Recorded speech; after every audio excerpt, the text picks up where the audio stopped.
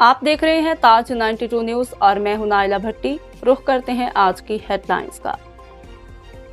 अवामी press club Malir register के सालाना इंतखाबात election commission advocate Jamila Memon, advocate Musa Kulachi और समाजी रहनुमा याकूब खासकेली की निगरानी में हुए, जिसमें साल 2023 के लिए सदर कादर दर्स, जनरल सेक्रेटरी सजाद अली शाह, नायब सदर इनायत कमरानी, ज्वाइंट सेक्रेटरी सिकंदर जोखियो मुंतखब किए गए, जबकि एग्जीक्यूटिव कमेटी के लिए सामी मेमन, एम समान जोखियो और अली असगर मेमन मुंतखब हुए। इस मौका पर नौ मुंतखब अहदेदारों को मुबारकबाद और फूलों के गुलदस्ते पेश करके खुशी का इजहार किया गया।